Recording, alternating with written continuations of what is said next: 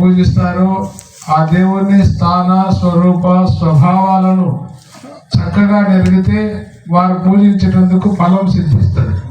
కాబట్టి మనం గురువు అనే పదాన్ని పూజిస్తూ ఉన్నాం. కాబట్టి గురుకృపను అనే పొందేటందుకొరకు ఈ గురుదేవుని పూజిస్తూ ఉన్నాం. అందుకొరకు గురువు అనే 2 అక్షరాలు, గురువు అనే 2 అక్షరములు మరుగెరిగిన వాడి భూమిలో మహనీయుడు రా అంటాడు.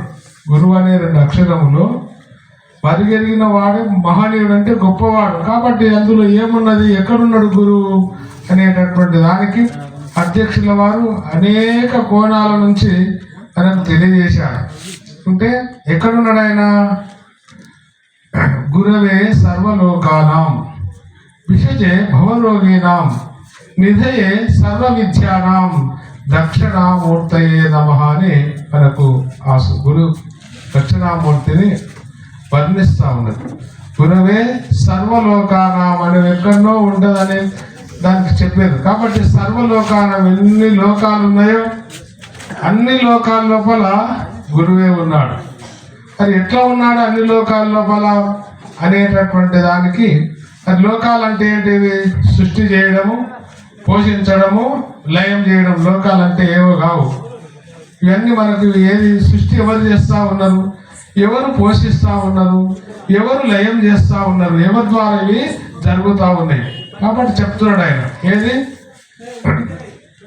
సృష్టి భావంబు దాల్చుటం స్రష్ట నీవు, విశ్వరూపంబు పోషింప విష్ణు నీవే, సర్వనాశనకరుడవుట శర్వుడండ్రు, గుణత్రయంబులు మీది సద్గురుడవైతివి, కోరి దండము పెట్టేదా నిరాకార సాకార గురుడ వేడేదా, పారావారముగదోచు నిరాకారం ఎరుక తీరు నీ బోధ చేసి వారానంబును చేయా, కోరి దండము పెట్టేదా నిరాకార సాకార గురుడ వేడేదా అంటున్నాడంటే ఈ సృష్టి రూపము దాల్చాలి అంటే సోకామయత బహుశ్యాం అనేకం కావాలని అన్నప్పుడు తాను ఒక విరాట్ రూపుడై, మరి తాను ఆ యొక్క హిరణ్య గర్భ స్వరూపుడై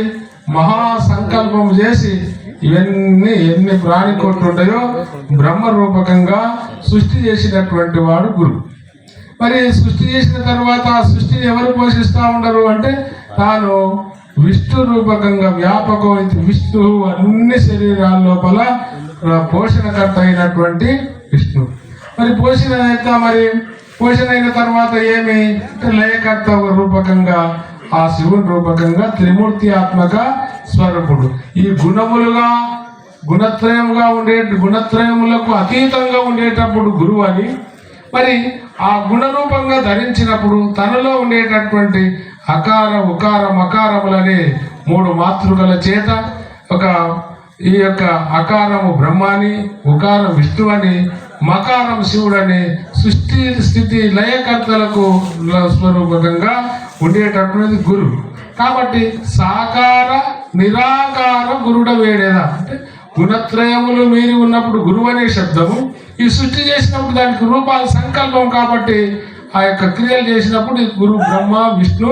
అందుకొరకు మన ప్రతినిత్యం ఈ యొక్క ఎవరు చదువు రాని రాకపోని తెలియకపోని అందరం చదువుతా ఉన్నాం. గురు బ్రహ్మ, గురు విష్ణు, గురుదేవో మహేశ్వర, గురు సాక్షాత్ పరబ్రహ్మ, తస్మై శ్రీ గురవే నమః, సాక్షాత్ పరబ్రహ్మ స్వరూపుడు నీవని మనకు చెప్తా ఉన్నాడు. పరబ్రహ్మం అనేటటువంటిది ఏమిటి అంటే ఈ పరబ్రహ్మం అనేటటువంటిది 2 పాదాల చేత విరాజిల్లుతా ఉంది. ఏమిది? అవిద్యాపాదము, విద్యాపాదం. అవిద్యాపాదం అనేటటువంటిది ఏది? ప్రకృతి రూపకంగా జడమైనటువంటి దేహ రూపకంగా.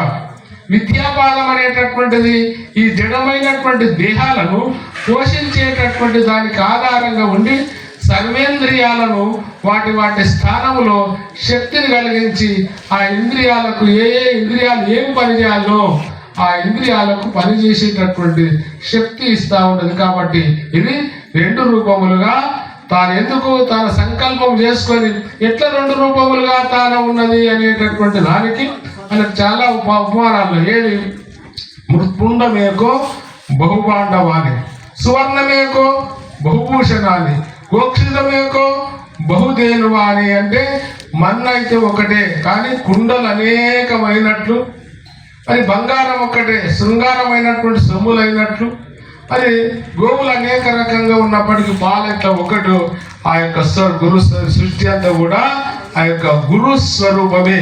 కానీ ఇక్కడ సాకార నిరాకార గురుడ వేడేదా అంటాడు.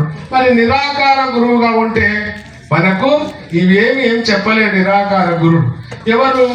ఆ గురుడే సాకార రూపము దాల్చి తాను చేసినటువంటి సృష్టి మరి ఏమిటో ఎత్తమైనది అంటే తనను తాను మరిచి జీవరూపకంగా ఉన్నప్పుడు దాన్ని మళ్ళీ ఈ యొక్క తన స్వరూపం తాను తెలియజేసి సర్వం గురుస్వరూపం అనేటటువంటి గుర్తు తెలియనికే అని తెలుస్తుంది. మీరు ఎట్లా దానికి అనేటటువంటి ఒక ఉపమానం. ఎట్లా అంటే తాను ఈ యొక్క మరిచి ఎట్లా మరిచి ఉన్నాడు తనను తాను అనేటటువంటి దానికి ఉపమానం. ఏమి ఉపమానం అంటే ఒక ఏది గొర్రెల కాపరి వానికి ఒకసారి ఒక పులి చిక్కిందట. అయితే చిన్న పిల్ల పులి చిక్కితే ఆ పిల్లని బాగా వాడు పాలు పోసి ఆ గొర్రెల సమానం పెంచుకొని పెద్దగా చేసుకొని, కానీ ఏం చేసింది అది పులి అయినా పులి లక్షణాలు మర్చుకొని కేవలం ఒక గొర్రె పిల్ల మాదిరిగానే అది జీవన యాత్ర కొనసాగిస్తూ ఉంది. ఒకరోజు ఆ గొర్రెల మందలోనికి ఒక పులి వచ్చేసి చూస్తే దానికి ఆశ్చర్యం కనిపించింది. ఏమి ఈ పులి ఈ గొర్రెల మందల్లో జీవించడమేమి, ఈ యొక్క కసువు కాదు దీన్ని జీవించడమేమి అని చెప్పి ఆ పులిని మేల్కా చేసింది. ఏమని, నీవు పులివి కదా, మరి గొర్రెల్లో ఉండవు, మరి గొర్రెల్లో తిరుగుతూ ఉండేవి. నేను పులి అంటే దానికి అర్థం లేదు. ఇప్పుడు అందరూ గురుస్వరూపం అనేటటువంటి పేరు చెప్పేటికల్లా అచింత్య వ్యక్త రూపాయ నిర్గుణాయ సమస్త జగత నా కుటుంబాన్ని నేను పోషించినటువంటి వానికి సమస్తాన్ని జగత్తుకు నేను ఎట్లా ఆధారం అవుతావు అనేటటువంటి అజ్ఞానం మన లోపల వస్తుంది. కాబట్టి తన లోపల ఉండేటటువంటి ఏ తత్వం ఉన్నదో దాన్ని బాగా పరిశీలించినప్పుడు ఇటువంటి మహాత్ముల సన్నిధానంలో దాన్ని విచారణ చేసి మూలాన్ని అర్థం చేసుకున్నప్పుడు మనకు అది తేట పడుతుంది. అప్పుడు ఆ పులి చూసి దానికి నీ పులి అంటే ఏం అర్థమైతలేదు. అప్పుడు దీనికి ఎట్లనైనా దీని స్వరూపాన్ని దీనికి తెలియజేయాలి అని చెప్పి దాన్ని తీసుకొని ఒక బావి దగ్గరికి తీసుకుపోయి చూడు మరి నా రూపం చూడు, నేను ఇద్దరము ఒకే రూపకం ఉన్నాం కదా, నేను ఇద్దరం ఒకే రూపకం ఉన్నాం. అది వచ్చేం చేసింది, ఆ యొక్క గొర్రె పిల్లని బట్టి దాని తల గొర్రెలతోటి పట్టి దాని రక్తం తాగుతూ ఉన్నది. ఇప్పుడు దీనికి అన్ని పరికరాలు ఉన్నాయి, కానీ అదేమి దానికి తెలియలేదు. తన లోపల ఉండేటువంటి శక్తి ఉన్నది అనేటటువంటిది గొర్రెలను రక్తం తాగి తినేటటువంటి శక్తి దానికి తెలియదు. కాబట్టి ఆ కొత్త గొర్రెతోటి ఆ పులితోటి తన యొక్క లక్షణం ఎట్లా స్వరూపాన్ని ఎట్లా తెలుసుకున్నదో అట్లనే ఈ గురువు అనేటటువంటి తత్వం వాళ్ళు అనుభవజ్ఞులైన దానికి సాకార రూపకంగా అవతరించి చెప్పే కదా స్వామి, ఆ శివుడే గురు రూపధారి అయి అవతరించదు. ఎట్లా వస్తున్నది అంటే పరంపరగా వస్తూ ఉండదు. అంటే ఈ భౌతికమైనటువంటి శరీరాలు ఉండేటటువంటివి కావు, కానీ భౌతికమైనటువంటి శరీరాల్లో వాక్య రూపకంగా పరాకాయ ప్రవేశ రూపకంగా ఒక శరీరం నుంచి ఆది గురువు అయినటువంటి దక్షిణామూర్తి నుంచి ఇట్లా వస్తాం. కానీ ఏం చేయాలి మరి ఈ సృష్టి అనేటటువంటిది ఇట్లే ఉంటే ఏం చేయమన్నాడు ఈ గురువుని అంటే మారణముడు చేయ అంటే నన్ను లేకుండా చేయి. మరి ఎట్లా లేకుండా అవుతావు అంటే ఈ యొక్క మూలం అనేటటువంటి దాన్ని విచారించి ఈ యొక్క ఏమిటితో లేకుండా అవుతున్నది అంటే ఈ గురువుతోటి విచారిస్తే సమస్తమంతా నేను ఒక్కడే నాకంటే అన్యమైనటువంటి ఈ లోకంలో లేరు అనేటటువంటిది అర్థమైంది. అట్లనే ఈ పరిపూర్ణ బోధ అనేటటువంటి దానితోటి విచారిస్తే అది మనకు తెలుస్తుంది. కాబట్టి ఇప్పుడు మనకు ఈ సృష్టి అంతా కూడా పిండ రూపకంగా బ్రహ్మాండ రూపకంగా ఈ పిండ బ్రహ్మాండములకు అతీతంగా ఉండేటటువంటి పద్ధతిగా మనకు కనిపిస్తుంది. కాబట్టి దానికి క్షర రూపకంగా అక్షర రూపకంగా పురుషోత్తమ రూపంగా కనిపిస్తూ ఉంటుంది. కాబట్టి ఈ క్షరునిగా అక్షరునిగా ఈ అక్షరములకు అతీతంగా ఉండేటటువంటి పురుషోత్తమునిగా ఇవన్నీ ఈ యొక్క బోధ లోపల ఉండేటటువంటి విధానాలన్నింటినీ చక్కగా మనకు పరశురామ నరసింహదాసుల వారు రాశారు. దాన్ని అంతా కూడా మరి అందరూ కూడా దాన్ని బాగా చక్కగా పఠించి అందులో ఉండేటటువంటి అర్థం గ్రహించినటువంటి వాళ్ళు చాలా మంది ఉన్నారు. కాబట్టి ఈరోజు మనకు స్వామి పరిపూర్ణ బోధ కాకుండా చక్కనైనటువంటి గురువు అనేటటువంటిది ఏది ఎక్కడున్నాడు ఆయన ఈ యొక్క గురువు అనేటటువంటిది దానికి మనకు కృష్ణ ప్రభు ఏ పద్ధతిగా దాన్ని చెప్పిండు, మళ్ళీ వీళ్ళు ఎట్లా చెప్పిండు, రక్తశ్వేత కృష్ణ రమ్యముగా పీత యుక్త నీలములపై ముక్తి కాంతను కూడి స్థానం చెప్తున్నాడు. దొరవాలే కూరుచున్నాడు సద్గురునాథుడు ఇతడేమో చూడు. సరసీజ భవ విష్ణు హరులకు మూలమై సురసిద్ధ సాధ్యులు స్థుతులు చేయగనేడు దొరవాలే ఊరుచున్నాడు. 16, 12, 14, 4పై కుదురు చేసుకతాను విధల మధ్యమునందు దొరవాలే కూరుచున్నాడు సద్గురునాథుడు ఇతడేమో చూడు. ఎవరికి? బ్రహ్మ విష్ణు హరులు కూడా మూలమై ఈ విధంగా ఎక్కడైతే ఎరుపు వర్ణము, తెలుపు వర్ణము, రక్తవర్ణం అనే 3 వర్ణాలు కూడుకొని ఉన్నాయో అక్కడ నీలం పైన ఆ ముక్తి కాంతాన్ అనేటటువంటి దాని చేత కూడుకొని ఉన్నాడు. అటువంటి గురువుని మనం తెలుసుకుంటే ఏమవుతుందంటే మనలో నాకంటే అన్యమైనటువంటి పదార్థము సృష్టి లోపల లేదు, అంతా కూడా నా స్వరూపమే. కాబట్టి ఇట్లా తెలుసుకోవడం వల్ల భేద దృష్టి తొలగిపోయి భేద దృష్టి అనేటటువంటి తొలగేటందుకు కొరకు ఈ తత్వాన్ని మనకు అర్థమవుతుంది. కాబట్టి మరి ఎందుకు ఎంత సృష్టి ఈ 2 రూపములు ఎట్లా ఉన్నది, ఎక్కడి నుంచి తయారైనవి అంటే ఆ యొక్క గురు పరమాత్మ యొక్క శక్తి చేతనే. వందే గురుపద ద్వంద్వం వాగ్మనోతీత గోచరం శ్వేత రక్త ప్రభాభిన్నం శివశక్త్యాత్మకం పరం. శివ శక్తి హం బీజం సహా శక్తి సోహం కీలకం.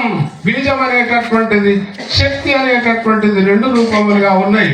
శక్తి తన లోపల ఉండేటటువంటి ఈ యొక్క శరీరము, తెలివి అనేటటువంటిది ఏది ఆ యొక్క తెలుపు రూపకంగా వచ్చినటువంటి తండ్రి అంశంగా.